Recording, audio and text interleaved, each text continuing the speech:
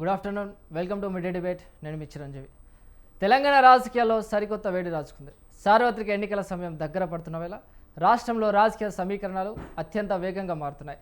ఇవాళ సరూర్ నగర్ స్టేడియం సాక్షిగా జరిగిన బీఆర్ఎస్ యువ సంగ్రామ సభ వేదికగా గులాబీ పార్టీ వర్కింగ్ ప్రెసిడెంట్ కేటీఆర్ అధికార కాంగ్రెస్ పార్టీని టార్గెట్ చేస్తూ శంఖారావం పూరించారు. ఇప్పటి నుంచి ఒక లెక్క అంటూ కాంగ్రెస్ సర్కార్ స్ట్రాంగ్ వార్నింగ్ ఇచ్చారు. ఎన్నికల ముందు యూత్ డిక్లరేషన్ పేరుతో గంభీరమైన ప్రగల్భాలు పలికిన కాంగ్రెస్ యువతకు ఇచ్చిన 24 హామీల్లో ఒక్కటంటే ఒక్కటి కూడా నెరవేర్చకుండా దగా చేసిందని కేటీఆర్ మండిపడ్డారు. అబద్ధపు హామీలతో అధికారంలోకి వచ్చిన కాంగ్రెస్ వేలాది మంది యువత ప్రాణాలతో ఆడుకుంటుందని మండిపడ్డారు. రేపటి తెలంగాణకు నిర్మాతల యువతేనని, నాడు తెలంగాణ ఉద్యమాన్ని ఉప్పెనెలా మార్చిన యువశక్తి ఇవాళ పిడికిలి బిగిస్తే కాంగ్రెస్ పీఠాలు కదిలిపోవడం ఖాయమని హెచ్చరించారు. రాబోయేది ఖచ్చితంగా బీఆర్ఎస్ ప్రభుత్వమేనని కేటీఆర్ చేసిన వ్యాఖ్యలు ఇప్పుడు పొలిటికల్ హీట్ను పెంచుతాయి. మరి కేటీఆర్ లేవనెత్తిన ఈ నిరుద్యోగ యువతాస్త్రాలకు కాంగ్రెస్ దగ్గర సమాధానం ఉందా? సార్వత్రిక ఎన్నికల ముంగిట బీఆర్ఎస్ రీఎంట్రీ ప్లాన్ వర్కౌట్ అవుతుందా? యువత ఎటువైపు నిలబడుతుంది? ఇదే అంశంపై వాళ్ళు మనం మిడ్ డిబేట్లో చర్చిద్దాం. రైట్, మనతో పాటు డిబేట్లో పాల్గొనడానికి అందేం రామరెడ్డి బీజేపీ నేత లైన్లో ఉన్నారు. సార్ నమస్కారం అండి. సార్ చెప్పండి, కేటీఆర్ గారు చేసిన వ్యాఖ్యలు మనం ఎలా చూడొచ్చు అంటారు? అల్పుడెప్పుడు పలుకు ఆడంబరం గాని అన్నట్లు చూడొచ్చు కేటీఆర్ వ్యాఖ్యలని. ఎందుకంటే వాళ్ళు అధికారంలో ఉన్న 10 ఏళ్లలో ఎన్ని ఉద్యోగాలు ఇచ్చారు? వాళ్ళను ఓడగొట్టడంలో కీలక పాత్ర పోషించింది నిరుద్యోగులే. ఇంటికి ఉద్యోగం అని హామీ ఇచ్చి 1,00,000 ఉద్యోగాలు చెప్పి ఇవ్వలే ఉద్యోగాలు. ఒక్క డిఎస్సి అండి, 10 ఏళ్లలో ఒక్క డిఎస్సి పెట్టలే కేసీఆర్ ప్రభుత్వం. ఇంతకన్నా ఘోరం ఉంటుందా? అప్పుడు 2001లో చంద్రబాబు ప్రభుత్వంలో 2001 డిఎస్సి, 2002 డిఎస్సి, 2003 డిఎస్సి, 5 ఇట్లా వరుస డిఎస్సి నడుస్తుండే. 10 ఏళ్లలో ఒక్క డిఎస్సి పెట్టలే. టీఎస్పీఎస్సి ఎగ్జామ్స్ పెట్టడం, వాళ్ళే లీక్ చేయడం, వాళ్ళే క్యాన్సిల్ చేయడం, మళ్ళీ పెట్టడం, మళ్ళీ లీక్ చేయడం, మళ్ళీ క్యాన్సిల్ చేయడం. ఇంత దగా చేసినందుకే నిరుద్యోగులు బీఆర్ఎస్ పార్టీని బొందబెట్టారు. తర్వాత లోక్సభ ఎన్నికల్లో అది గాడిద గుడ్డు వచ్చింది. ఎమ్మెల్సీ ఎన్నికల్లో పోటీ చేయలేదు, గ్రాడ్యుయేట్స్ టీచర్స్ ఎమ్మెల్సీ ఎన్నికల్లో. సో ఇప్పుడు పార్టీ పరిస్థితి మరీ ఘోరంగా తయారైంది. కవిత వేరే కుంపటి పెట్టి 10 ఏళ్లలో మీరు పీకి కట్టలు కట్టినారంటుంది. సమాధానం లేదు ఈ దగ్గర. హరీష్ రావు భయం మామూలుగా లేదు కేటీఆర్కు. కాబట్టి మేము పాదయాత్ర చేస్తాం, మేము రథయాత్ర చేస్తామని వీళ్ళు చెప్తున్నారు. నేను కూడా పాదయాత్ర చేస్తానని హరీష్ రావు చెప్తుండ్రు. సో వీళ్ళ తగవుల మధ్యన ఏంటంటే ఎట్లా నెక్స్ట్ ఎవరిని ముఖ్యమంత్రిగా చూపించి బీఆర్ఎస్ పార్టీ ఎన్నికలకు పోతుందంటే సందిగ్ధమే. కేటీఆర్ను హరీష్ రావు ఒప్పుకోడు, హరీష్ రావును కేటీఆర్ ఒప్పుకోడు, కేసీఆర్ను ప్రజలు ఒప్పుకోరు. ఎందుకంటే ఇన్ని కష్టాలు పడుతుంటే ఫామ్ హౌస్లో పండుకుంటూ ఆయనను ఎట్లా ఒప్పుకుంటారు?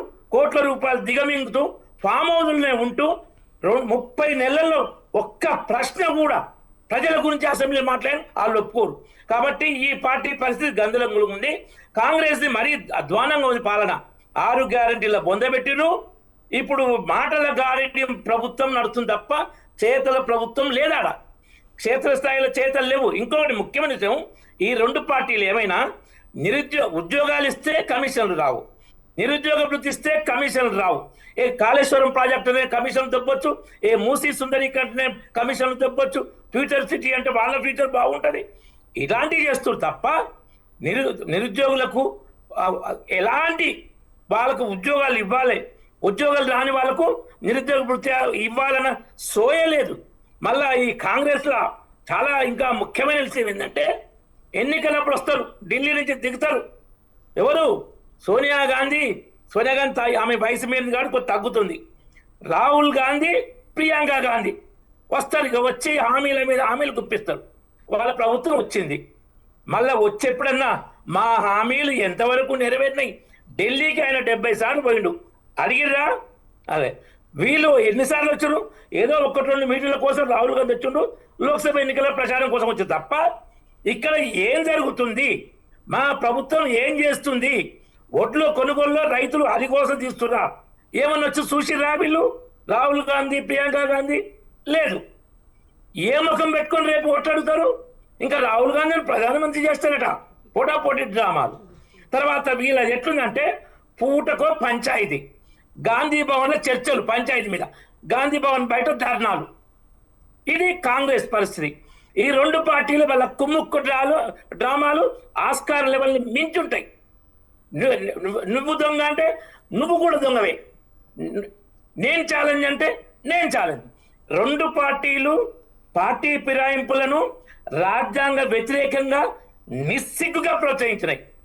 కేసీఆర్ ప్రభుత్వ కాలంలో పార్టీలే దిగమింగడి కేసీఆర్. తలసాని శ్రీనివాస్ యాదవ్ దాదాపు 3 సంవత్సరాలు టీడీపీ ఎమ్మెల్యే, టీఆర్ఎస్ మంత్రి.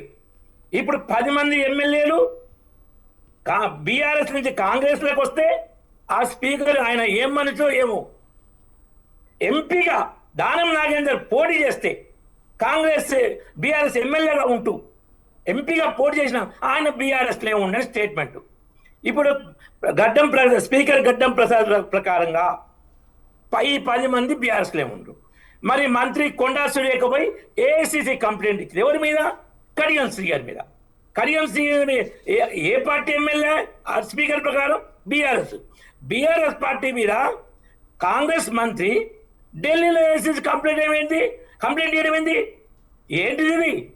ఏం డ్రామాలు? ఏం చేస్తున్నారు ఇవి? సో ఇది కాంగ్రెస్ పరిస్థితి ఇట్లా ఉంది.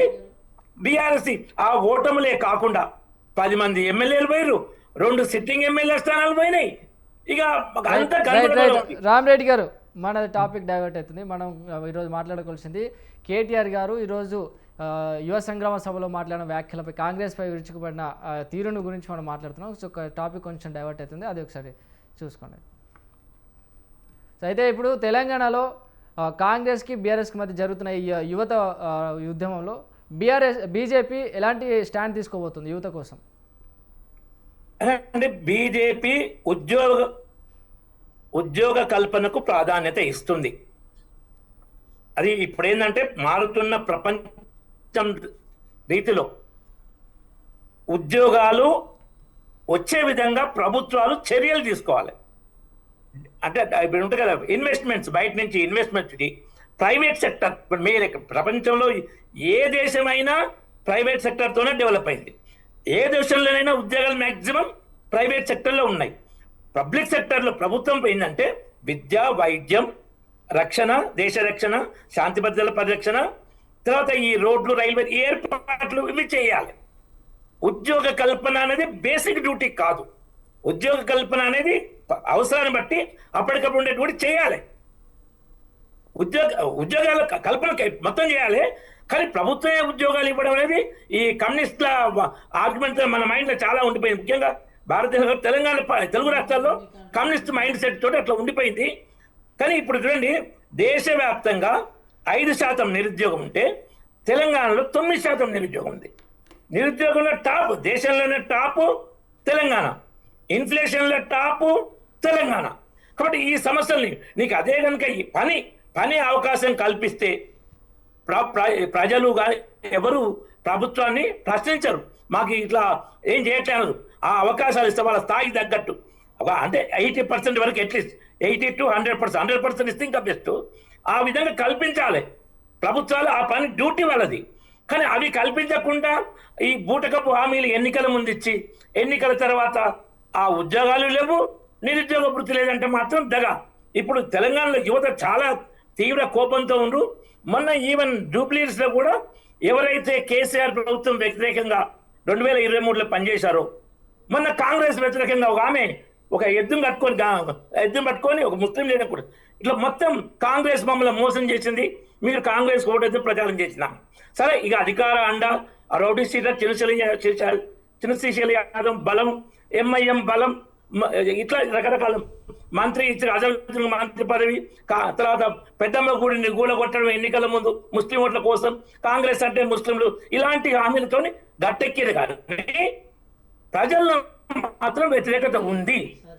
ఆ వ్యతిరేకత ఎప్పుడంటే జనరల్ ఎలక్షన్స్ లో బయటపడుతుంది. కాబట్టి ఈ వీళ్ళు ఉద్యోగుల యువత మీద కాన్సన్ట్రేట్ చేయాలి.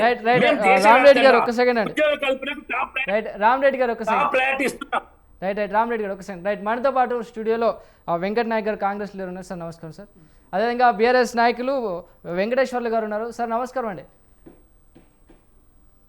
రైట్ సార్, వెంకట్ గారు చెప్పండి. అంటే యూత్ లిటరేషన్ పేరుతో ఎన్నికల ముందు మీరు ఇచ్చిన 24 హామీలో ఇప్పటివరకు క్షేత్రస్థాయిలో ఎన్ని హామీలు పూర్తి స్థాయిలో అమలు అయ్యాయి? సార్ ఒకటి నేనేమన్నా అంటే నిరుద్యోగ అంశం మీద మీరు టాపిక్ పెట్టారు. అసలు నిరుద్యోగ విషయంలో కాంగ్రెస్ పార్టీ అధికారంలోకి వచ్చిన తర్వాత ఏం చేయగలిగింది, అంతకుముందు బీఆర్ఎస్ పార్టీ ఏం చేసిన అంశం మీద క్లియర్ కట్గా మాట్లాడిన తర్వాత బీజేపీ వైపు మనం వెళ్దాం. సార్ ఒకటి, ఒక నిరుద్యోగ మూవ్మెంట్ నుంచి ఉస్మానియా యూనివర్సిటీ నుంచి మేము వచ్చినాం. ఆ కష్టాలు, ఆ బాధలు, ఆ ఇబ్బంది ఏందో మాకు తెలుసు. సార్ గతంలో కిరణ్ కుమార్ రెడ్డి గారు డిఎస్సి ఇస్తానంటే లేదు మా తెలంగాణ రాష్ట్రంలో మేము ఇచ్చుకుంటామని చెప్పి గౌరవ కేసీఆర్ గారు ఆ రోజు అన్న తర్వాత తెలంగాణ ప్రజలు వారి మాటలతో కన్విన్స్ అయ్యి ఆ మాటల్ని అంగీకరించి ఏకీభవించి వారు తెలంగాణ వచ్చిన తర్వాత ఇస్తారేమని అన్నారు. కానీ 10 సంవత్సరాల పాటు ఒక్క డిఎస్సి కూడా వేయలే. ఏకపోగా లాస్ట్ మూమెంట్లో ఒక 5,000 పోస్టులను ఇస్తామని చెప్పి నోటిఫికేషన్ రిలీజ్ చేస్తే అది కూడా ఎలక్షన్ టైంలో అది ఆగిపోయింది. తర్వాత మేము ప్రభుత్వంలోకి వచ్చిన తర్వాత దానికి ఒక 6,000 పోస్టులను 6,064 పోస్టులను యాడ్ చేసి మొత్తం 11,064 పోస్టులను ఏకకాలంలో డిఎస్సి నోటిఫికేషన్ రిలీజ్ చేసి కేవలం 3 నుంచి 4 నెలల కాల పరిమితిలో ఆ రోజు అంటే ఈ రాష్ట్రంలో నిరుద్యోగులకి ఒక అండగా, ఒక దండగా వాళ్ళకి పోస్టింగ్ ఇవ్వగలిగినాం. తద్వారా ఈ దేశంలో మూటతో పడడానికి సిద్ధంగా ఉన్న వేలాది స్కూల్స్ని మళ్ళీ బతికించగలిగినాం, మళ్ళీ పునర్జీవనం వైపు తీసుకురాగలిగినాం. పేద బడుగు బలహీన వర్గాలు గవర్నమెంట్ స్కూల్లో చదువుకునే స్కూల్స్ని మళ్ళీ ఎస్టాబ్లిష్ చేయగలిగినాం. అది కాంగ్రెస్ పార్టీ చేసిన వ్యవహారం. ఇంకోటి అలా మచ్చుకు నేను ఇంకో కొన్ని చెప్తాను. గ్రూప్ వన్ ఎన్నిసార్లు కండక్ట్ చేసిరండి వాళ్ళు? ఒక్క గ్రూప్ 1 అంటే ఒక గ్రూప్ 1 కూడా కండక్ట్ చేయలేదు. వాళ్ళు ఇచ్చిన నోటిఫికేషన్ అని చెప్పి వాళ్ళు క్లెయిమ్ చేసుకుంటున్నారు కదా. నోటిఫికేషన్ ఎవరైనా ఇస్తారండి, కానీ దాన్ని భర్తీ చేసే కెపాసిటీ, దాన్ని భర్తీ చేసే దమ్ము, కోట్ల చుట్టూ ఆ లీగల్ వ్యవహారాలను ఇబ్బంది పెట్టకుండా చూడగలిగే ఆ కెపాసిటీ రాష్ట్ర ప్రభుత్వానికి ఉంటుంది. గ్రూప్ 1 మేము కదా అపాయింట్మెంట్ లెటర్ ఇచ్చింది, గ్రూప్ 2 మేము కదా అపాయింట్మెంట్ లెటర్స్ ఇచ్చింది. అలా మీరు ఏదైతే కొర్రీలు పెట్టి ఆపిన ఉద్యోగాలు ఏదైతే ఉన్నో వాటిని మేము కదా ఎస్టాబ్లిష్ చేసింది. ఉద్యోగం ఏది జాబ్ క్యాలెండర్ అని చెప్పి దానికి ఒక వాల్యూ రావడం కోసం గౌరవ భట్టి గారు అసెంబ్లీ వేదికగా దాన్ని ప్రకటించిన తర్వాత ఒక 50,000 పోస్టుల వరకు మళ్ళీ ఏది జాబ్ నోటిఫికేషన్ ఇచ్చి మళ్ళీ దాన్ని భర్తీ చేద్దామని అనుకుంటుంది. తద్వారా దాదాపు 1,20,000 పోస్టుల వరకు ఆ నోటిఫికేషన్ వచ్చిన తర్వాత ఈ ప్రభుత్వం కేవలం 3 సంవత్సరాల కాలంలోనే భర్తీ చేసిందని చెప్పి అనుకోవాల్సిన ఆవశ్యకత ఉంది. అది కాంగ్రెస్ పార్టీకి ఉన్న చిత్తశుద్ధి. కాంగ్రెస్ పార్టీ పిఎస్యూలు కానీ, నవరత్నాలు కానీ, మహారత్నాలు కానీ, మినీ రత్నాలు కానీ ఏదైతే పబ్లిక్ సెక్టార్ యూనిట్స్ ఉన్నాయో వాటిలో ఉద్యోగాలను కల్పించింది సార్. ఎస్సీ ఎస్టీ బీసీలకు దాంట్లో ఉద్యోగాలు కల్పించింది. ఆ పిఎస్సీలను, ఆ అంశాలని వాళ్ళు ప్రైవేటీకరణ చేసుకుంటూ అక్కడ ఉద్యోగాలను ఏది ఇచ్చేసి దాన్ని అవుట్సోర్సింగ్ బేస్లో తీసుకుంటున్న వాళ్ళు ఉద్యోగాల గురించి మాట్లాడితే ఎట్లా? ఈరోజు కేటీఆర్ గారు మాట్లాడుతున్నారు అక్కడ యువ అంశాలు ఇవన్నీ. సరే ఏం చేశారు సార్ యువకులకి? అంటే ఏదైనా కొత్తగా ఆంటర్ప్రినర్స్గా తయారు చేసిరా, కొత్త బిజినెస్లు పెట్టుకునే అవకాశం కల్పించిరా, ఇంకేం కల్పించారని చెప్పి కేటీఆర్ గారు మాట్లాడతారు. కేవలం ఎమ్మెల్సీ ఎలక్షన్ అప్పుడు మాత్రమే ఇలాంటి ఉద్యోగం అనే అంశాలు గుర్తొస్తాయి. ఉప ఎన్నికలు వచ్చినప్పుడు మాత్రమే నిరుద్యోగం అంశాలు గుర్తొస్తాయి తప్ప ఏ రోజైనా కనీసం యూనివర్సిటీలో భర్తీలు కానీ లేకపోతే మిగతా చోట్ల భర్తీలు కానీ మొత్తం గవర్నమెంట్ అడ్మినిస్ట్రేషన్ మొత్తం పండబెట్టే ప్రయత్నం చేశారు కదా సార్ 10 సంవత్సరాల కాల పరిమితిలో. దాన్ని మేము నిర్మూలించినాం కదా, మేము దాన్ని రీకన్స్ట్రక్షన్ చేసే ప్రయత్నం చేస్తున్నాం కదా. సో విషయం ఏంటంటే సార్ మీరు చూడండి, మొన్న వచ్చిన హైడ్రాలో కూడా చాలా వరకు ఏది అపాయింట్మెంట్స్ ఇవ్వగలిగినాం. కానిస్టేబుల్ ఉద్యోగాలు ఎవరైతే తక్కువ మార్కులతో కోల్పోయారో వాళ్ళందరినీ హైడ్రాలో అపాయింట్మెంట్ చేయగలం. దాదాపు వాళ్ళు 100లో 1000లో ఉన్నారు. సో ఇలా అన్ని సెక్టార్లో మేము ఉద్యోగాలు కల్పించుకుంటూ వచ్చినాం. ఇక బీజేపీ వర్షన్ విషయానికి వద్దాం. ఇక బీజేపీ మాట్లాడుతుంది 2 కోట్ల ఉద్యోగాలు ఇస్తామని అన్నారు. అది ఏ సెక్టార్లో ఇస్తారో, ఏ రూపంలో ఇస్తారో వాళ్ళకే క్లారిటీ లేదు. అసలు ఎన్ని ఉద్యోగాలు ఇచ్చినా వాళ్ళకే క్లారిటీ లేదు. వాళ్ళు ఏదో ఎన్టీపీసీని మధ్యలో ఒక ఎగ్జామ్ ఉంటుంది సార్ రైల్వేకి సంబంధించిన, దాన్ని కూడా కండక్ట్ చేయలేకపోయారు. ఎన్ని ఎస్ఎస్సీలు అంటే ఎస్ఎస్సీ ఎగ్జామ్ ద్వారా ఎన్ని కండక్ట్ చేయగలిగారు. దాంతోపాటు రైల్వేలో అది గ్రూప్ డి కానీ లేకపోతే ఏది మన కొన్ని పోస్టులు ఉంటాయి దాంట్లో హెల్పర్స్ అని లేకపోతే ట్రాక్మెన్స్ అని అవన్నీ ఉంటాయి, అవన్నీ ఎన్ని కలిపించగలిగారు. అదేవిధంగా బ్యాంక్స్లో ఎన్ని పీఓలు అపాయింట్మెంట్ చేయగలరు, ఎన్ని క్లర్కులను అపాయింట్మెంట్ చేసారు మీరు మీరు కనీసం ఈ ప్రభుత్వ రంగ సంస్థలను ఉంచిర్రా లేకపోతే ఊడగొట్టిరా, దీని మీదైనా క్లారిటీ ఉండాలి కదా. మీరు చెప్పిన 2 కోట్ల ఉద్యోగాల లెక్క ప్రకారం చూస్తే ఈ 10 సంవత్సరాల కాల పరిమితిలో దాదాపు ప్రతి నియోజకవర్గాన్ని 2 లక్షల ఉద్యోగాలు ఇవ్వాలి. కనీసం 2 లక్షల ఉద్యోగాల తర్వాత కనీసం 200 ఉద్యోగాలను ఇచ్చిర్రా, కనీసం 100 ఉద్యోగాలను ఇచ్చిర్రా.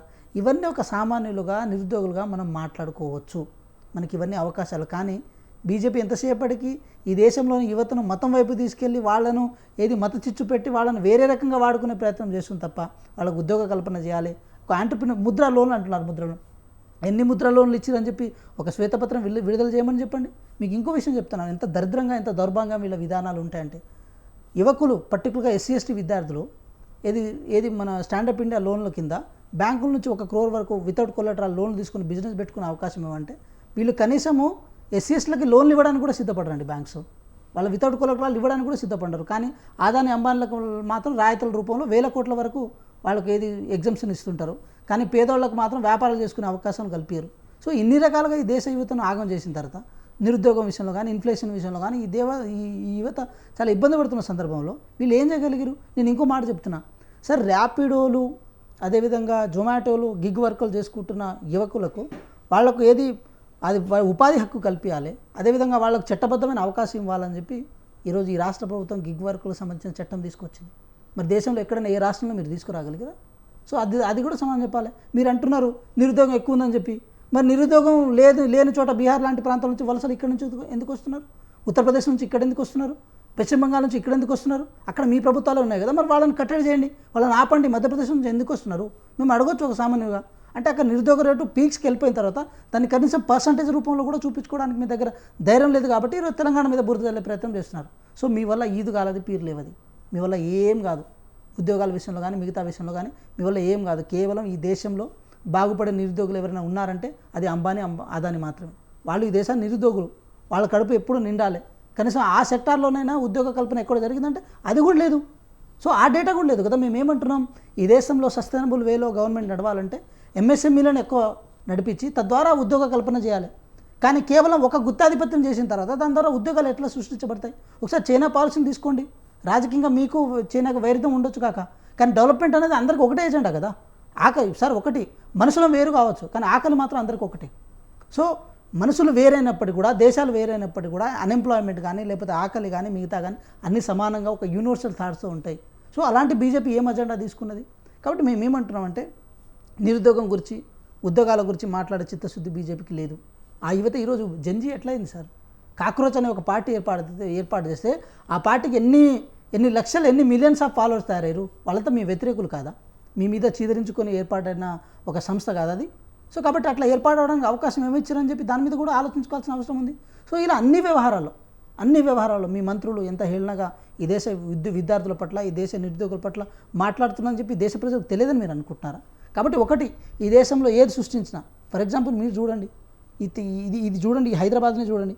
హైదరాబాద్లో సృష్టించిన ప్రతి సంస్థలో చాలామంది ఎస్సీ ఎస్టీ బీసీ ఏమంటారు నిరుద్యోగులు పనిచేస్తున్నారు ఉద్యోగస్తులుగా.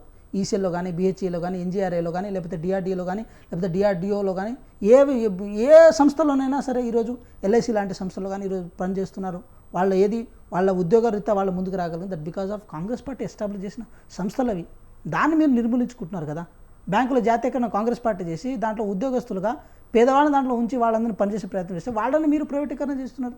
సో ప్రైవేట్ దాంట్లో కనీసం ప్రైవేట్ సెక్టార్లోనైనా రిజర్వేషన్ కల్పించే ప్రయత్నం చేస్తున్నారు. లేకపోతే ప్రైవేట్ సెక్టార్లో ఏమైనా ఉద్యోగాల కల్పనలో మీరు ఏమైనా చిత్తశుద్ధం ముందుకు చేస్తున్నారంటే ఇవన్నీ ఏం లేవు కదా. సో విషయం ఏంటంటే ఎంతసేపటికి ఈ దేశంలో ఒక చిన్న ఎగ్జాంపుల్ నేను చేసి కంక్లూడ్ చేస్తాను సార్. ఎంత దారుణంగా ఉంటుందంటే పేద దిగువ మధ్యతరగతి విద్యార్థులు వాళ్ళని మతం రంగులో పూల్చి వీళ్ళు రాజకీయంగా వాడుకుంటున్నారు. కానీ వీళ్ళ బీజేపీలో ఉన్న పెద్ద మనుషుల పిల్లలందరూ కలిసి విదేశాల్లో చదువుకుంటూ పెద్ద కంపెనీలకు పెట్టుకుంటూ వాళ్ళందరికీ లాభాలు. ఇది నితిన్ గడ్కరీ గారి కుమారులు వాళ్ళు అదేదో ఇథనాల్ సంబంధించిన దాంట్లో వాళ్ళు చాలా నిష్ఠాతులు. అదేవిధంగా పెద్ద మనుషుల కొడుకులు అందరూ వేరే విదేశాల్లో పోయి ఈ ఎక్స్పోర్టు ఆ ఎక్స్పోర్ట్ల పేరుతో దీని పేరుతో ఈరోజు జయశా గారికి ఏ కోటాలో వారికి బీసీసీఐ చైర్మన్ వచ్చింది సార్. సో ఇలా అన్ని వాళ్ళ కుమారులకు వాళ్ళ కుటుంబ సభ్యులకు మాత్రం నిరుద్యోగత అనేది లేకుండా కేవలం ఈ దేశ ప్రజలకు ఈ దేశ విద్యార్థులకు వాళ్ళకు మాత్రమే నిరుద్యోగతను అంటగట్టి పెద్ద పాపం మూట కట్టుకుంటుంది బీజేపీ. సో ఈ విషయాల మీద లోతుగా చర్చిస్తే ఇంకా చాలా మాట్లాడవచ్చు. కానీ రామరెడ్డి గారు సార్ ఏం చెప్తారు మీరు? ఇప్పుడు అదే వీళ్ళ ఉద్యోగాలు చెప్పమంటే ఎందుకంటే 6 నెలల్లో 1,00,000 ఉద్యోగాలు ఇస్తామన్నారు. 6 నెలలు కాదు 2.5 సంవత్సరాలు అయిపోయింది. 1,00,000 ఉద్యోగాలు లేవు. ఒక ఆయన 40,000 అంటాడు, ఒక ఆయన 70,000 అంటాడు. అది కూడా బీఆర్ఎస్ ఇచ్చిన నోటిఫికేషన్లే ఇచ్చారు తప్ప వాళ్ళు అంటే 10,000కు మించి వీళ్ళ నోటిఫికేషన్లు ఇవ్వంటారు. తర్వాత వీళ్ళు ఏంటంటే అరిగిపోయిన గ్రామ్ ఫోన్ రికార్డులా మేము చెప్పింది ఉద్యోగ కల్పనకు. ఎక్కడ మేనిఫెస్టోలో మేము ప్రభుత్వ ఉద్యోగాలు 2 కోట్ల ఇస్తామని చెప్పలేదు. ఏ మినిస్టర్ ఎవరు కూడా హామీ ఇవ్వలేదు. ఇది 12 ఏళ్ల నుంచి అరిగిపోయిన గ్రామ్ ఫోన్ రికార్డులా 70,000 ఉద్యోగాలు ఇచ్చినట్టు గర్వంగా చెప్పగలుగుతాం. 12 సంవత్సరాలు ఎన్ని వేల ఉద్యోగాలు ఇచ్చారు సార్ మీరు? ఎన్ని వేల ఉద్యోగాలు ఇచ్చారు మీరు? దీనికి సమాధానం చెప్పండి. తప్పిది పద్ధతి కాదు. గ్రాండ్ ఫోన్ అంటున్నారు కదా, కాబట్టి ఇప్పుడు ఇది మాట చెప్పింది ఉద్యోగ కల్పన అనేది 2 కోట్ల ఉద్యోగాలు అనేది 2014 మూడోది అక్కడితో మర్చిపోయారు. అది ఆ ఉద్యోగ కల్పన జరుగుతున్నాయి. ఏ రూపంలో సెక్టర్ పరంగా జరుగుతున్నాయి. ఇవి ఇట్లా కల్పన చేస్తే ఇస్తేనే అందుకే 5% పడిపోయింది. అంతమంది 12% ఉండే కాంగ్రెస్ ప్రభుత్వ కాలంలో నిరుద్యోగం, ఇప్పుడు 5% పడిపోయింది. ఆ విధంగా ఉద్యోగ కల్పన ఎక్కడా మీకు దేశవ్యాప్తంగా నిరుద్యోగుల ర్యాలీలు, నిరుద్యోగుల ధర్నాలు లేవు. జంతర్ మంతర్ దగ్గర జరుగుతుంది ఏందో మరి అది. అమెరికాలో పుట్టిన పార్టీ, పాకిస్తాన్ లో ఫాలోవర్స్ ఎక్కువ పార్టీ ఏదో ధర్నా చేస్తే ఎంతమంది వస్తారు? 200 మంది 300 మంది. ఢిల్లీలో ధర్నా చేస్తే 200-300 మంది. అదో పెద్ద ధర్నా.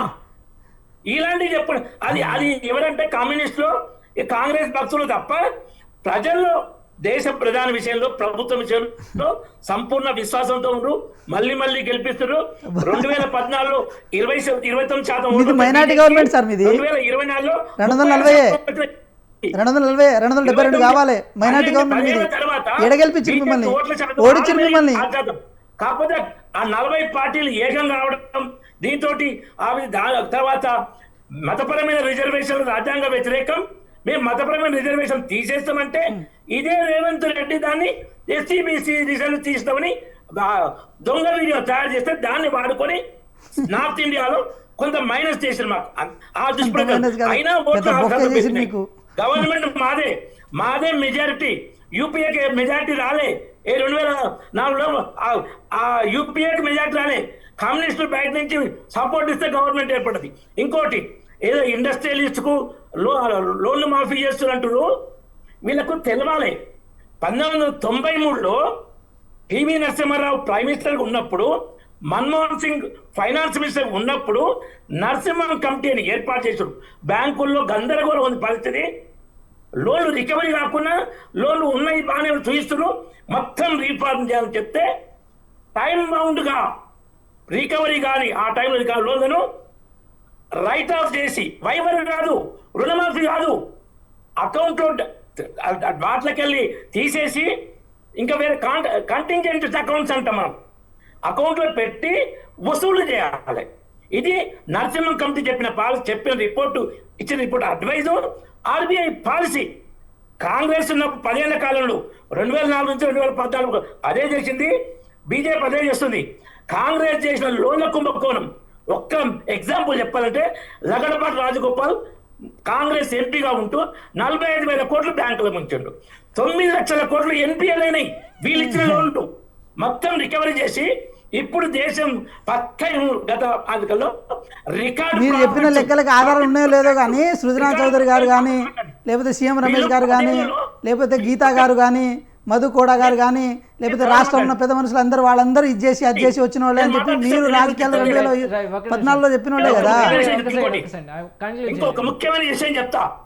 కాంగ్రెస్ పనితనానికి బీజేపీ పనితనానికి తేడా చెప్తా. ముఖ్యమైనది, కాంగ్రెస్ 10 ఏళ్ల కాలంలో వాళ్ళే చిదంబరం ఫైనాన్స్ మినిస్టర్ అప్పుడు బ్యాంకుల మెర్జర్ చేయాలని నిర్ణయం తీసుకొని 10 ఏళ్ళలో 2 చిన్న బ్యాంకులను మెర్జ్ చేశారు. 28 బ్యాంక్స్ ఉంటాయి. 20 nationalized, SBI plus SBI 7 associates, state bank of Indore, state bank of Saurashtra.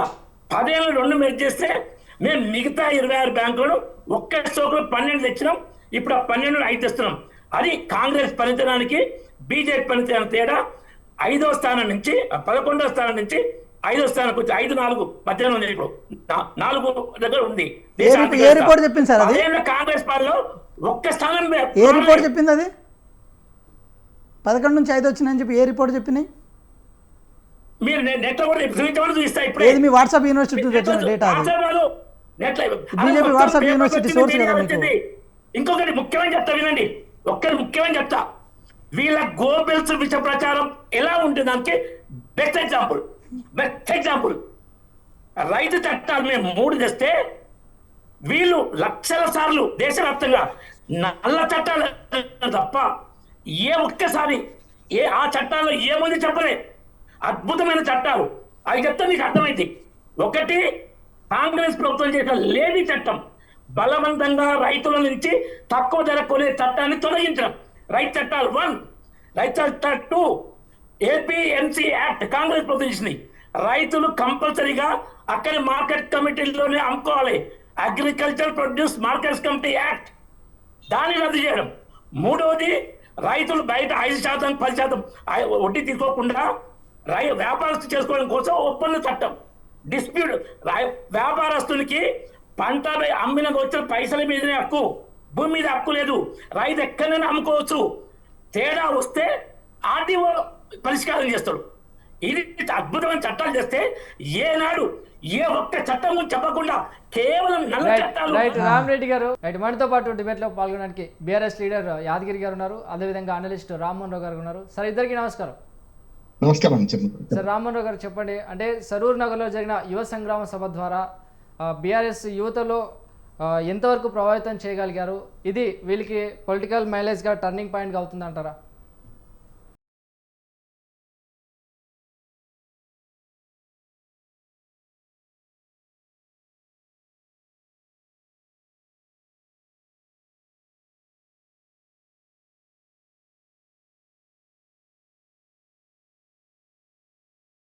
పోతామన్నారు.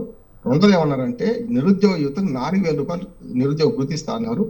అట్లాగే చెప్తున్నాం కదా, మళ్ళీ యువతకు అవకాశాలు కల్పిస్తున్న అనేక రకాల ఉద్యోగాలు, 2 లక్షల ఉద్యోగాలు, సంవత్సరానికి 2 లక్షల ఉద్యోగాలు ఇస్తున్నారు. ఈ మూడైతే చెప్పినా చెప్పలేదు. సరూర్ నగర్ సభ సాక్షిగా ప్రియాంక గాంధీ హామీ ఇచ్చింది. మనకు వరంగల్ సభ డిక్లరేషన్ సందర్భంగా రైతులకేమో రాహుల్ గాంధీ హామీ ఇచ్చిండు. అట్లానే ఎక్కడి నుంచి మన కర్ణాటక నుంచి సిద్ధరామయ్య గారిని పట్టుకొని వచ్చి మన కామారెడ్డిలో బీసీ డిక్లరేషన్ ఇచ్చారు. ఇవన్నీ వాస్తవం కదా. అశోక్ నగర్ లో రాహుల్ గాంధీ తిరుక్కుంటూ మేము నిరుద్యోగులకు న్యాయం చేస్తాను. నేనేమంటున్నా అంటే 2 లక్షల ఉద్యోగాలు ఇస్తామని కదా, 67 లక్షల ఉద్యోగాలు ఒప్పుకుందాం. 67,000 ఉద్యోగాలు ఇచ్చిన అదేది కరెక్ట్ కాదు. 67,000 కూడా తప్పే. మీది 7,000 ఇచ్చిండ్రు, 7,000 12,000 ఇచ్చిండ్రు. మిగతా అన్ని పాత నోటిఫికేషన్స్ వాళ్ళ తప్పే. బీఆర్ఎస్ వాళ్ళ తప్పేందంటే వాళ్ళు అన్ని తయారు చేసి వడ్డించే కాడికి వచ్చినప్పుడు వడ్డించలేదు, తప్పు వాళ్ళది. కనుక అవి వీళ్ళు ఇచ్చిండ్రు. సరే, అవి కూడా ఖాతాలు వేసుకున్నా ఇప్పుడు 3 ఏళ్ళు అయితే 2.5 ఏళ్ళు అయింది. 4 లక్షల ఉద్యోగాలు ఇవ్వాలి. మరి అంత కలిసి 67,000 వాళ్ళకి పరంగా 67,000 ఉద్యోగాలు ఇచ్చినట్టు కదా అన్ని కలిసి. మరి అటువంటి అప్పుడు నిరుద్యోగ యువత తిరగబడుతుందా లేదా? నిరుద్యోగ గురించి అటు కేసీఆర్ గారు మాట్లాడింది అది తప్పి, అటు కేసీఆర్ గారు మాట్లాడింది. అసెంబ్లీ సాక్షి ఏమన్నాడు? ఎవడైనా నిరుద్యోగి, నేను కూడా నిరుద్యోగిని పొమ్మన్నాడు. ఎవరికి ఇస్తాం, ఎట్లా ఇస్తామన్నాడు. తర్వాత కుందూరు జానారెడ్డి గారు పోటీ చేసినప్పుడు ఆయన మన నరసింహన్ చనిపోయిన ఆయనప్పుడు ఆయన కొడుకు నిలబెడితే మేము హామీ ఇస్తాం, ఖచ్చితంగా ఇస్తున్నాం పోమన్నాడు. మళ్ళీ తర్వాత మాట తప్పింది. అది కూడా చెప్తాను. నిరుద్యోగ వృత్తి విషయంలో టీఆర్ఎస్ కూడా మాట తప్పింది. వీళ్ళేమో బాండ్ పేపర్ మీద రాసి ఇచ్చింది కదా, ఏది మొన్న కాంగ్రెస్ పార్టీ పూర్తిగా ప్రియాంక గాంధీ యువత ప్రతినిధి నాకు రాసి ఇచ్చింది. ఖచ్చితంగా అడుగుతారు కదా, మీరు హామీ ఇచ్చినప్పుడు అడుగుతారు కదా. ఇవాళ సభ నేనేమంటున్నా అంటే ఎవరికి మైలేజ్ సమస్య, నిరుద్యోగ యువతి గురించి పట్టించుకుందామా లేదా? నేను టీఆర్ఎస్ మైలేజ్ అవుతుండొచ్చా? రేపు పొద్దున రాముడు ఎవడో రాకాసురుడు చిరంజీవి గారు రేపు 2028 లాస్ట్ లో 29లో ఎలక్షన్స్ వస్తే ఎవరికి గెలుస్తారో నాకేంది అంటున్నా నేను. ఎవరు గెలిచినా సరే వాళ్ళు ఇచ్చిన హామీ అమలు కావన్నా లేదా? ఎప్పుడో గెలుస్తాం అనుకోని ఇప్పుడు బీఆర్ఎస్ రేపు పొద్దున 2 నెలల తర్వాత బీఆర్ఎస్ కూడా 3వసారి మేము గెలుస్తాం పో అన్నారు. ఏమైంది? నేనేమంటున్నా అంటే రేవంత్ రెడ్డి గారు కూడా వచ్చే 10 ఏళ్ళు మాదే, నేనే ముఖ్యమంత్రి అంటారు. అయి కదా ప్రజల తీర్పు కదా. నేనేమంటున్నాను, నిజంగా నిరుద్యోగుల పట్ల చిత్తశుద్ధి ఉంటే బీఆర్ఎస్ ఇప్పుడు చేస్తున్న పోరాటాన్ని ఎలక్షన్ దృష్టిలో చూడకండి. ఇప్పుడు ఖచ్చితంగా నిరుద్యోగుల పక్షాన్ని ఉండండి. అప్పుడు కదా మీకు సాధించేది అంటున్నాను నేను. ఇది విడిచిపెట్టి 2029 ఎలక్షన్లో మాదే గెలుపు అని ఇప్పటి నుంచి పెడితే లాభం లేదు. ఎలక్షన్ అప్పుడు అందరు ప్రజలు చూస్తారు, వీళ్ళు ఏం చేస్తారు, వాళ్ళు ఏం చేస్తారు అని చూస్తారు. చివరికి కారు కాల్చి వాత పెడతారు. ఎవరికి పెట్టాలి, ఎవరిని అందరం ఎక్కించుకొని వాళ్ళు తెలుసు అంటున్నారు. పూర్తిగా ఈ 2.5 సంవత్సరాలుగా ప్రభుత్వం వైఫల్యం ఏర్పడుతుంది. వాళ్ళు ఇచ్చిన హామీలు ఒక్కటి కూడా నెరవేరలేదు. 90% అయినాయి అంటారు. 3 హామీలు నెరవేరుతున్నాయి. ఒకటి ఉచిత బస్సు, రెండోదేమో మన గ్యాస్ సిలిండర్ 500 రూపాయలది, మూడోదేమో మన ఉచిత విద్యుత్ 200 యూనిట్ల ఉచిత విద్యుత్. అది కూడా అందరికి కాదు, కొందరికి వర్తిస్తుంది. అది ఈ 3 మాత్రమే. 36 ఉన్నాయి కదా. మరి మంగళసూత్రం మన తులం బంగారం పెట్టిపోయింది. 2,500 మహిళలకు ఏమైంది? మళ్ళీ అట్లాగే చెప్తున్నా కదా, ఈ మన కళ్యాణ లక్ష్మి షాదీ ముబారక్ అయిపోయింది. మరి రైతులకు, కౌలు రైతులకు కూడా ఇస్తామన్నారు కదా, 18,000, 15,000, 18,000. రైతు భరోసా మొత్తం 3 విడతలు ఎగ్గొట్టిండ్రు. ఏది మొత్తం 6 గ్యారంటీలు, 417 హామీలు కాంగ్రెస్ చెప్పింది. 420 అని లెక్క కలుపుతానికి టీఆర్ఎస్ బీజేపీ అంటారు. 417 లెక్క పెడతాం, 3 తక్కువనే లెక్క పెడతాం. మరి ఏమొచ్చినట్లు లెక్క అంటున్నారు. సన్నవాట్ల బకాయిలు ఇప్పటికి కూడా పోలే. నేను ఏమంటున్నానంటే ఇది బుల్డోజ్ చేస్తూ పోతే, గతంలో మొదటిసారి టీఆర్ఎస్ ప్రభుత్వం బ్రహ్మాండంగా చేసింది. అది కూడా చెప్తున్నాను. మిషన్ కాకతీయ, మిషన్ భగీరథ, కాళేశ్వరం ఎంత అవినీతి ఉన్నా ఒక మంచి పని చేసినట్టుగా. 5 ఏళ్లలో అహంకారం, అవినీతి వల్ల వాళ్ళు ఓడగొట్టింది. తెలంగాణ ప్రజలు మొదటి నుంచి చిరంజీవి గారు ధిక్కార స్వరం వినిపిస్తారు. పోతనామాత్యం నుంచి మొదలుకొని ఇవాటి వరకు కూడా తెలంగాణ వాడు మోసం చేస్తే తెలంగాణ తొక్కిసంపుతాం, బయట మోసిస్తే బయట దాకా వెళ్ళగొడతాం. ఇది తెలంగాణ పాలసీ. నేను చెప్పింది కాదు, కాళోజీ నారాయణరావు గారు అన్నాడు. బయట వాడు వస్తే మోసం చేస్తే పొలిమేల దాకా తరిమి కొడతాం, మనోడు వస్తే ఇక్కడే పాతి పెడతాం అన్నాడు. అదే ధిక్కార స్వరం ఒకనాడు పోతన, తర్వాత చెప్తున్నా కదా సమ్మక్క సారక్కలు కాకతీయుల మీద. కాకతీయులు మంచి సామ్రాజ్యం, కానీ వాళ్ళు సామంత రాజులను గిరిజన రాజులను ఆగం చేసిండ్రు కదా, దానికి వాళ్ళు అనుభవించారు. అట్లానే చెప్తున్నా కొమరం భీము జమీన్ జంగల్ మిషన్ అనే దాని మీద చేసిండ్రు. ఏమైంది? నైజాం రాజును ఎదిరించాడు. అది కదా మన తెలంగాణ గొప్పతనం అంటారు. ఇవాళ కూడా తెలంగాణ ప్రజలు అమాయకులు కాదు. ఎవరు చెప్పింది ఉంటే సబ్కా సున్నా అప్నా కన్నా అన్ని వింటున్నారు. ఇవాళ నిరుద్యోగ యువత సభకు చాలా మంది, లక్షలాది మంది యువకులు, వేలాది మంది అనుకోండి తరలి వచ్చిండ్రు. ఆ యువత ఆకాంక్షను బట్టి మనం చేయాల్సిన అవసరం ఉంది. ఎందుకంటే ఇప్పుడు పర్మిషన్ ఇవ్వకపోతే ఏమైంది అంటే స్ప్రింగ్ వచ్చినా కొద్ది పైకి లేస్తుంది కదా. ఇప్పుడు నిజంగా చెప్పాలంటే పర్మిషన్ ఇస్తే ఇంతమంది రాకపోతేనేమో, పర్మిషన్ లేకపోవడం వల్ల దానికి గదరగోళం జరిగింది. హైకోర్టు ఓడైంది, ఇవైంది, అప్పైంది. అరెస్టులు వీళ్ళు తక్కువేం చేసింది. గతంలో కోదండరామ్ గారిని అరెస్ట్ చేసినప్పుడు చూసుకుంటే తలుపులు బద్దలు కొట్టని చూస్తున్నా. ఆ ప్రభుత్వం ఏదున్నా, పార్టీ ఏదున్నా, అది బీజేపీ కావచ్చు, బీఆర్ఎస్ కావచ్చు, కాంగ్రెస్ కావచ్చు, అణిచివేత ఎప్పుడు చేస్తుందో తిరుగుబాటు అప్పుడు ఉంటుంది. చిరంజీవి గారు మీకు తెలుసు కదా. నేనేమంటున్నానంటే ఎవరైనా సరే ప్రజాగ్రహాన్ని సవి చూడకుండా ప్రజల భావనలు బయట పెట్టాలని సభలకు అనుమతి ఇవ్వాలి. అనవసరంగా అరెస్టులు చేయొద్దు. ఇవాళ ప్రవీణ్ కుమార్ గారిని కూడా అరెస్ట్ చేసి నేను ఖండిస్తున్నాను, తప్పంటున్నాను నేను. అరే సభకు పోని, ఆయన నష్టం ఉంది, ఆయన సభకు పోతే ఏమైనా అవుతుందా? నేనేమంటున్నానంటే సభ పెట్టుకొని ఇస్తే అసలు పెద్ద ప్రచారం రాదు, పెట్టుకొని ఇవ్వకపోతేనే సభకు పెద్ద ప్రచారం వస్తుంది అంటున్నాను. ఇవాళ ఈ కాంగ్రెస్ ప్రభుత్వం చేసింది తప్పు అంటున్నాను. సభలకు అనుమతి ఇవ్వాల్సి ఉంటే చివరికి కోర్టుకు పోయి తెచ్చుకోవాల్సి వచ్చింది. ఎప్పుడైనా గందరగోళం సృష్టిస్తే తప్పనిసరి వాళ్ళ సక్సెస్ అవుతుంది కదా, వద్దన అవుతుంది. కనుక ఇవాళ వాళ్ళు లేవనెత్తిన సమస్యలు కరెక్ట్, కానీ వాళ్ళు అధికారం కోసం లేవనెత్తున్న రోజు 2028 మాడి అధికారం అంటారు చూడు, అది తప్పు అంటున్నాను. దానికోసం ఇది చేస్తుంది కనుక వీళ్ళ కోసం చేస్తలేనంటే లెక్క కదా. ఎవరైనా బీజేపీ కానీ కాంగ్రెస్ కానీ సన్యాసుల మఠాలు మీరేమి ఓట్ల బ్యాంక్ రాజకీయాలు చేయొద్దు అంటలే, నేను చేయాలి. కానీ ఆ సభలో ఇది అసందర్భం. నిజంగానే రేవంత్ రెడ్డిని కానీ కాంగ్రెస్ పార్టీని ఎడగడ దాచుకుంటే అంశాలు ఇన్ని ఉన్నాయి, నేను చెప్పిన ఎన్ని ఉన్నాయి అంశాలు ఏవా, ఇవన్నీ ఎందుకు మాట్లాడతలేరు? నేను వాళ్ళ మీద కోపంతో మాట్లాడతలేరు. వీళ్ళు పెట్టిన సభల ఎజెండా ఏది ఉందో దాని మీద కన్ఫర్మ్ అయితే మంచిగా. ఇది దాటి రేపు వచ్చే మేము ఎన్నికల్లో గెలుస్తాం అనే దాని మీద అయితే యువత భుజాల మీద తుపాకులు పెట్టి గెలుచుకుంటున్నారు. మీరు యువత ఆకాంక్షల మీద తుపాకులు పెట్టి గెలుచుకుంటున్నారు. ఇది సరైనది కాదంటున్నాను. నిజంగానే వాళ్ళ కోసం యుద్ధం చేయండి, ఫలితాలు సాధించండి, మెడలు వంచండి, ప్రభుత్వం ఏదన్నా మెడలు వంచండి, వాళ్ళకి న్యాయం చేయండి. మేము అధికారులు ఒక సెకండ్ అండి. యాదగిరి గారు, యువ సంగ్రామ సభ కేవలం నిరుద్యోగ యువత కోసం పెట్టారా, లేదా బీఆర్ఎస్ దీన్ని వేదికగా మార్చుకోగలిగిందా? ఏం చెప్తారు? అంటే రాజకీయంగా పునరాగమనానికి బీఆర్ఎస్ దీన్ని వేదికగా మార్చుకుందంటే మీరు ఏం చెప్తారు?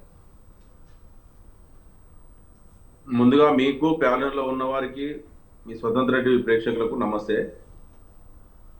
ఈరోజు చలో సరూర్ నగర్ యువ సంగ్రామ సదస్సు అని చెప్పేసి కేసీఆర్ గారి ఆదేశాల మేరకు కేటీఆర్ గారు ముఖ్య అతిథిగా విచ్చేసి ఎల్బీ నగర్ ఎమ్మెల్యే దేవిరెడ్డి సుధీర్ రెడ్డి గారి అధ్యక్షతన జరిగినటువంటి ఈ రోజు యువ సంగ్రామ సదస్సును కాంగ్రెస్ ప్రభుత్వంపై పోరుబాట పట్టినట్టు తండోపతండాలుగా నిరుద్యోగులు వచ్చేసి ప్రభుత్వానికి వ్యతిరేకంగా నినాదాలు చేశారు.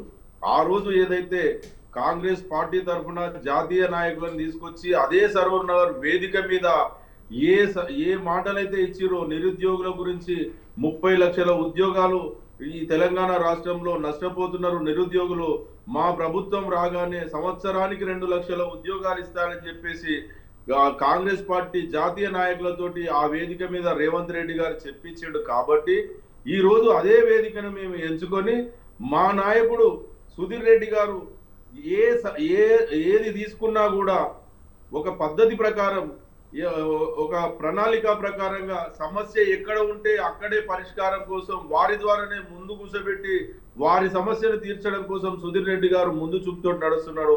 దానికి కేటీఆర్ గారు కూడా పూర్తి స్థాయిలో వచ్చి అక్కడ ఉన్నటువంటి నిరుద్యోగ యువకులకు మద్దతు ప్రకటించి ప్రభుత్వం మీద వ్యతిరేకంగా పోరుబాట పట్టిన ఈ రోజు, ఎందుకంటే ఆ రోజులో వాళ్ళు చెప్పింది ఏం మాట్లాడిరు ఒకసారి మళ్ళీ వాళ్ళకి గుర్తు చేశారు.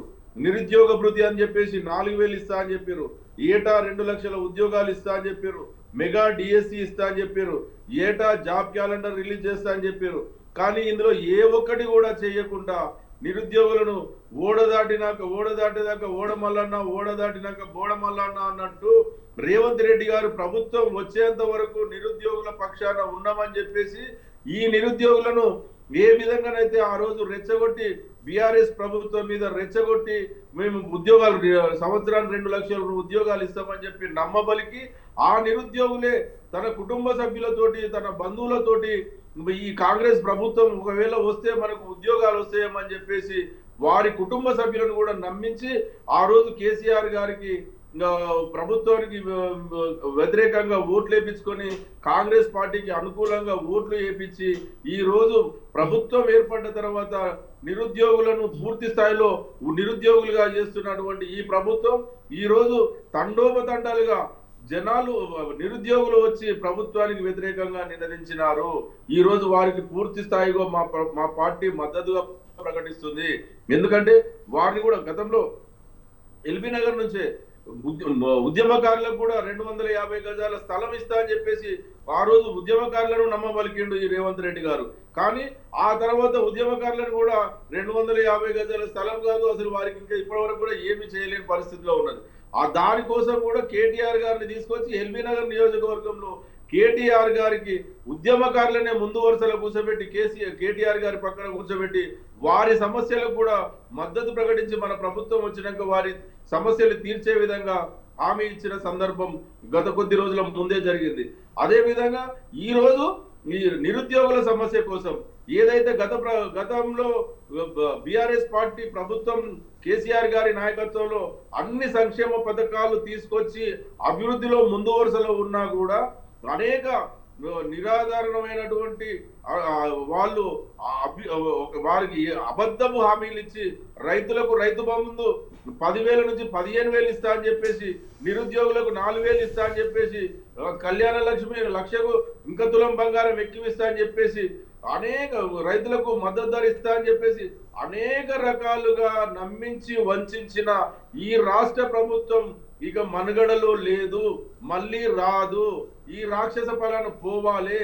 మళ్ళీ కేసీఆర్ గారి నాయకత్వం ఈ రాష్ట్రానికి అవసరము.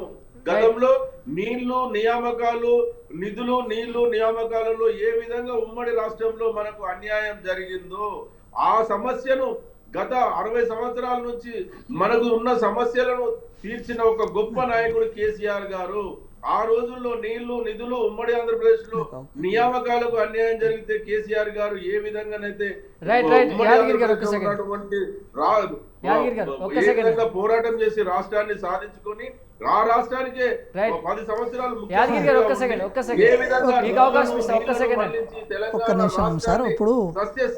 చేసిండు. రైతులను ఈ తెలంగాణ రాష్ట్రాన్ని అన్నపూర్ణ రాష్ట్రంగా చేసిండు. అనేక ఉద్యోగాలు కల్పించి అనేక కంపెనీలు తీసుకొచ్చిన గొప్ప నాయకుడు కేసీఆర్ గారు.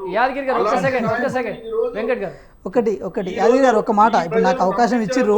కాంగ్రెస్ పార్టీ నమ్మించి అబద్ధపు హామీలతో అబద్ధపు మేనిఫెస్టోతో విస్మరించింది కాబట్టి నిరుద్యోగులు యువత ఫ్లో మీద ఉన్నట్టున్నారు బాగా. ఇవన్నీ మీ దగ్గరికి వస్తాను. ఒక్క సెకండ్ యాదగిరి గారు, ఒక్క సెకండ్. రామ్మోహన్ రావు గారు మంచి మాట చెప్పేది ఇందాక. ఆ మాటతోనే నేను ఇది చేస్తాను. నీళ్లు నిధులు నియామకాల అంశం మీద ఆ మాటలు చెప్పి తెలంగాణ మనం సాధించుకున్న తెలంగాణలో నీళ్లు నిధులు నియామకాలు అనే అంశం మీద ప్రధానంగా మోసపోయింది మేము ఉస్మాన్ యూనివర్సిటీ విద్యార్థులు. మోసం చేసింది డైరెక్ట్గా చెప్తున్నాం, కేసీఆర్ గారు మమ్మల్ని మోసం చేసిరు. సో కాళోజీ గారు చెప్తారు కదా ఒక మాట,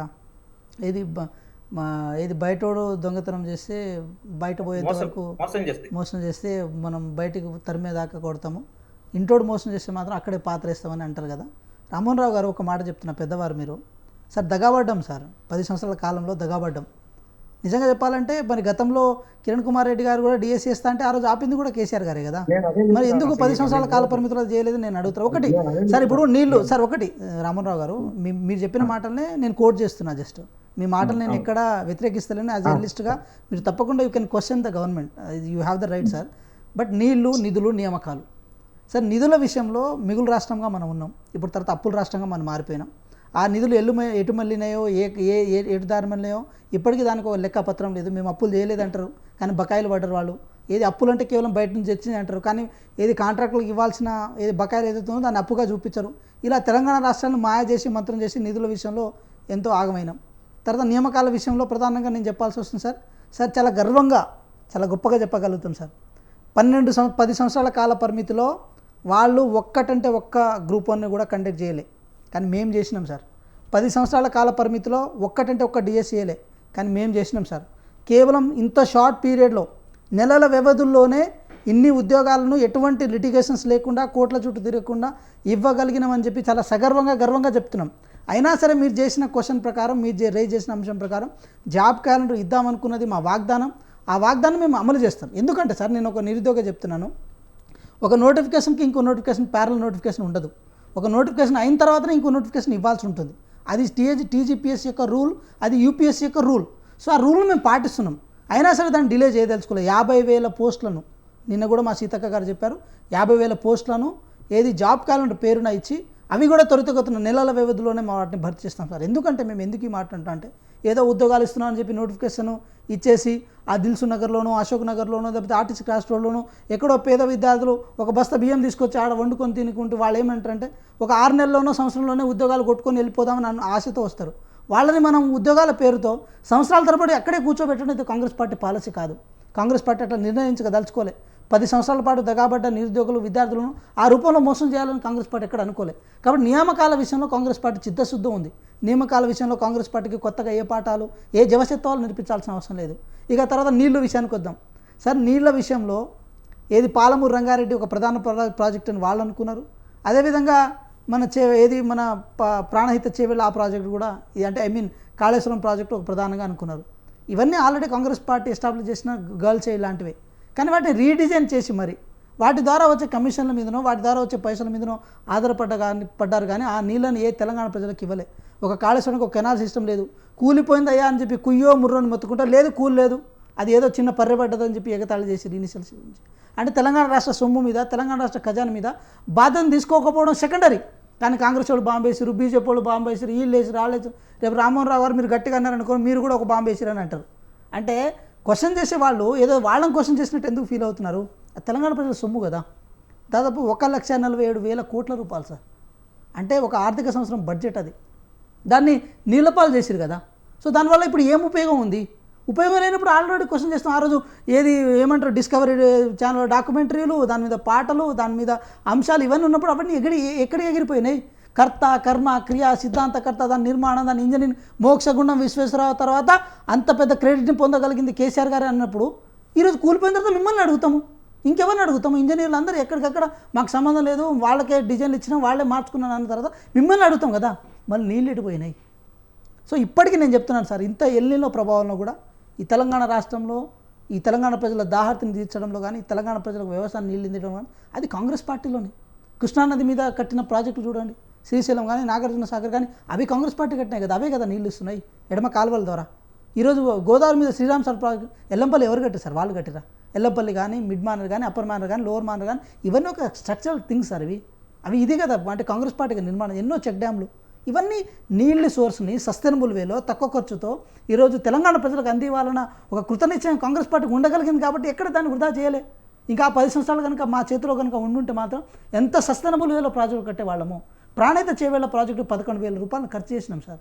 కొంచెం అయితే అయిపోయేది. ఇప్పటికీ మేము వాళ్ళు మేడిగడ్డలో నీళ్ళు వచ్చినాయి అంటున్నారు కదా, ఆ నీళ్ళు ఎక్కడి సార్? గోదావరి నీళ్ళు కాదు అవి. అవి ప్రాణహిత నది నీళ్ళు అవి. ఆ ప్రాజెక్ట్ ఏదో తుమ్మిడిహేటి దగ్గర కట్టుంటే ఈరోజు ఇన్ని ఇబ్బందులు ఉండేవి కాదు కదా.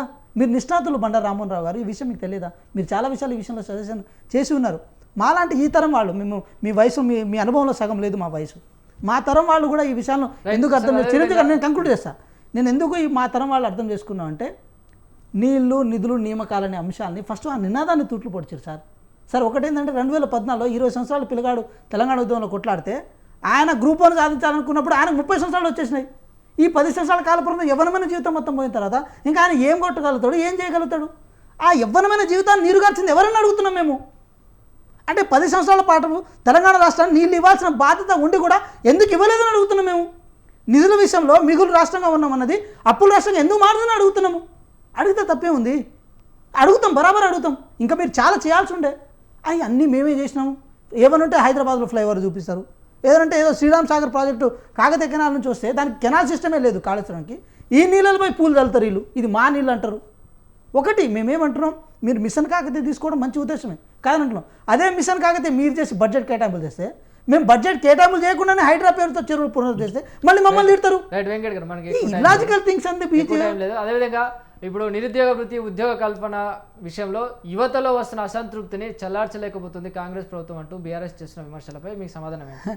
సార్ ఒకటి ఏమన్నా సంపినోడే పాడెత్తినట్టుంది ఇది. నిరుద్యోగులను వాళ్ళ జీవితాన్ని మొత్తం ఆగం చేసిందే మీరు కదా.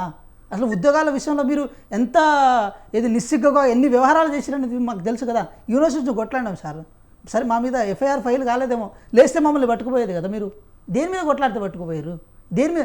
ఒకసారి ఏమంటారు, ఒక సందర్భంలో ఏ ఎలక్షన్స్ వచ్చినా హరీష్ రావు గారి నుంచి వచ్చే ప్రధానమైన మాట ఈ సంవత్సరం ఇన్ని వేల ఉద్యోగాలు భర్తీ చేస్తున్నాం అని అన్నారు. ఆశ పుట్టించి అశోక్ నగర్ రప్పించుకున్నారు సార్ వీళ్ళు.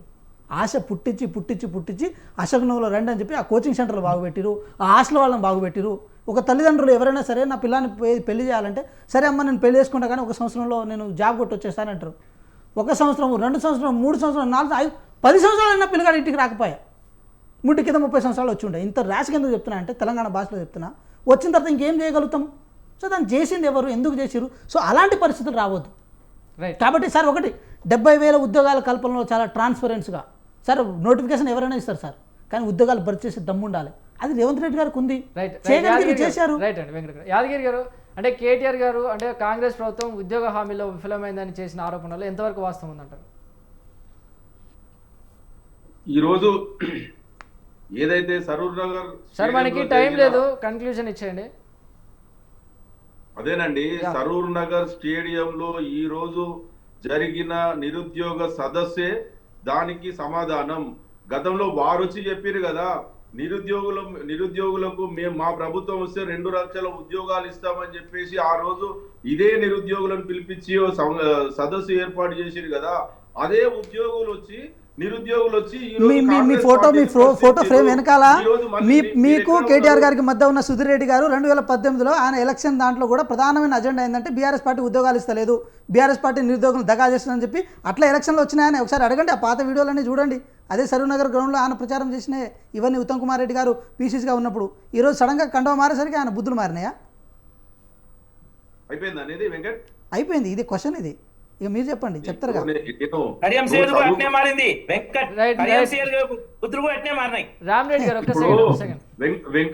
వెంకట్ చదువుకున్నావు నువ్వు కూడా మంచి ఇంతో సరే పార్టీ పరంగా మాట్లాడేటప్పుడు మాట్లాడు, కానీ సమస్య మీద మాట్లాడేటప్పుడు నిజాలు మాట్లాడుకోవాలి.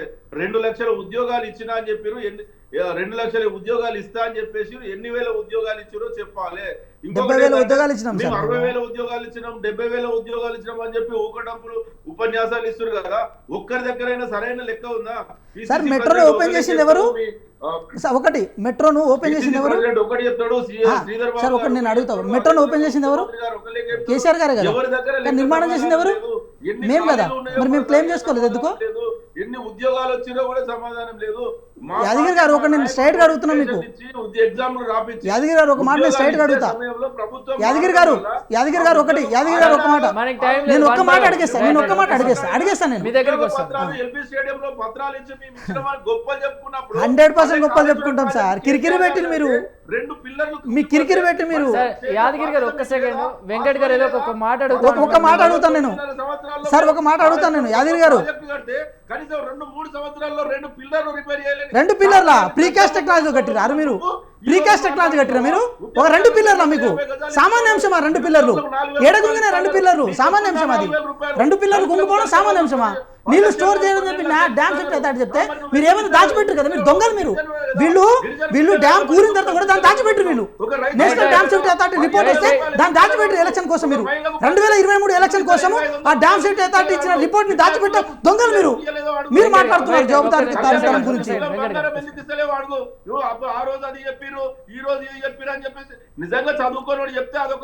నేను చెప్తున్నా చదువుకున్నాను. యాదవ్ గారు నేను చెప్తున్నా, మనం మీ గుండెల మీద చేసుకొని చెప్పండి ఒక మాట. మీ గుండెల మీద చేసుకొని ఒక మాట చెప్పండి. నేను అడుగుతా వారు ఆగుతాంటే నేను చెప్తా ఒక మాట. యాదగిరి గారు ఒక్క సెకండ్, యాదగిరి గారు ఒక్క నిమిషం ఆగండి. ఒక మాట నేను చెప్తానండి, ఒక మాట చెప్తానండి. 2 పిల్లలు కుంగిపోయని చెప్పి ఎగతాళి చేసి మాట్లాడుతున్నారు కదా. ఈ వ్యవహారం దాచిపెట్టింది ఎవరు? యాదగిరి గారు మీరు కాదా? సదస్సులో వారి గర్జిస్తుంటే నువ్వు ఆ రోజు వాళ్ళ పక్కనే ఉన్నావు కదా. బల్మూరి వెంకట వాళ్ళ పక్కనే ఉన్నావు కదా, వాళ్ళకు ఉద్యోగాలు రాలేదని ఈ రోజు స్టేడియంకి వచ్చారు కదా, మరి మీరెందుకు రాలేదు? మీరు రాజకీయ నిరుద్యోగులు సార్, మీ ఉద్యోగాల కోసం పోయారు సరీంనగర్ గ్రౌండ్ రైట్ రైట్ రైట్ మీ ఉద్యోగాల కోసం పోయారు. రైట్ యాదగిరి ఏది నెక్స్ట్ రాబోయే ఎలక్షన్ లో ఒక అజెండా రూపొందించుకోవడం కోసం పోయారు మీరు. యాదగిరి గారు, రాజకీయ నిరుద్యోగులు మీరు. యాదగిరి గారు మనకి టైం లేదండి, కన్క్లూజన్ ఇచ్చేయండి. చెప్పు, మరి దానికి సమాధానం చెప్పాల్సిన అవసరం లేక మీరు ఏదో మాట్లాడుతున్నారు. రైట్ రైట్ అసలు యాదగిరి గారు రైట్ అండి. అని చెప్పేసి సార్ రామరెడ్డి గారు ఆ రోజు మాట్లాడుతున్నాం. రైట్ యాదగిరి గారు రైట్ ఒక్క సెకండ్ ఆగండి. సరే సుధీర్ రెడ్డి గారు యాదగిరి గారు ఒక్క సెకండ్ ఆగండి.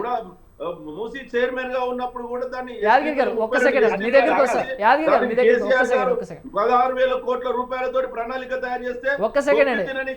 ఢిల్లీకి మూటలు పంపడానికి బీజేపీ వారికి జాతీయ నాయకులు సరే ఏ మూటలు పంపిరో చెప్పగలుగుతారా? రైట్ రైట్ రైట్ ఒక్క మూటలు సెకండ్ ఆగండి. చెప్పగలుగుతారా? సార్ ఒక్క సెకండ్ యాదగిరి గారు యాదగిరి గారు మూటలు చెప్పగలుగుతారా? రైట్ రామరెడ్డి గారు అన్ని మీరు దొంగ కన్క్లూజన్ మాటలు ఇచ్చేయండి. అన్ని మీరేం దొంగ చెప్తారు? మాటలు నేర్పించారు కదా, పెద్దగా నేర్పించిన అన్ని మీరు నేర్చుకున్నారు అంతే. వెంకట గారు ఒక్క మీరు సెకండ్. అక్కడ ఆపితే నేను మాట్లాడగలను. యాదగిరి గారు ఒక్క సెకండ్. రైట్ రామరెడ్డి గారు మనకి టైం లేదు, జస్ట్ షార్ట్ కట్ లో కన్క్లూజన్ ఇచ్చేయండి. ఈ రెండు పార్టీలు ఒకటే, దొందే 2028లో కానీ 23లో ఇష్యూ, ఈవెన్ 2018 కూడా యాక్చువల్ ఇష్యూ కావాలి. అక్కడ రెండు కారణాలతో ఇష్యూ కావాలి. ఒకటి ఏంటంటే కాళేశ్వరం ప్రాజెక్టు అయిపోవస్తుంది, దాంతో తెలంగాణ మొత్తం సస్యశ్యామలం అవుతుందని మెస్మరైజ్ చేశాడు కేసీఆర్. రెండోది టీడీపీ కాంగ్రెస్ పొత్తుతోటి తెలంగాణ సెంటిమెంట్ మళ్ళీ ఒకసారి వాడుకున్నారు. తర్వాత 2023లో నిరుద్యోగం అనేది మెయిన్ ఇష్యూ, నిరుద్యోగుల విషయాలు ఉద్యోగాలు అనేది ఇప్పుడు కూడా అదే మెయిన్ ఇష్యూ. కానీ జాతీయ స్థాయిలో ఆ ఇష్యూ లేదు, ఎందుకంటే ఆ సమస్య లేదు. కాబట్టి ఈ రెండు పార్టీలు ఒకటే. 2014 నుంచి ప్రశ్నిస్తలేరండి మేము గారు, మీ పార్టీ తరఫున ఆగండి. ఎందుకు నిలవేస్తలేరు? రైట్ యాదగిరి గారు ఒక్క సెకండ్ ఆగండి యాదగిరి గారు ఆయన కన్క్లూజన్ ఇవ్వని యాదగిరి గారు ఒక్క సెకండ్ ఆగండి. యాదగిరి గారు మీరు ఆగండి. రైట్ రామ్మోహన్ రావు గారు మీరు కన్క్లూజన్ ఇచ్చేయండి ఫైనల్ గా, మనకి టైం లేదండి షార్ట్ కట్ లో. రైట్ థ్యాంక్ యూ అండి. ఇవాళ డిబేట్లో పాల్గొన్నటువంటి బీజేపీ లీడర్ అందెం రామరెడ్డి గారికి, అలాగే కాంగ్రెస్ లీడర్ వెంకట్ నాయక్ గారికి, అలాగే బీఆర్ఎస్ లీడర్ యాదగిరి గారికి, అలాగే అనలిస్ట్ బండారు రామ్మోహన్ రావు గారికి ధన్యవాదాలు సార్ డిబేట్లో పాల్గొన్నందుకు. Thank you so much. ఇది వాళ్ళ డిబేట్. రేపు మరో అంశంతో మళ్ళీ కలుద్దాం. అప్పటి వరకు సెలవు.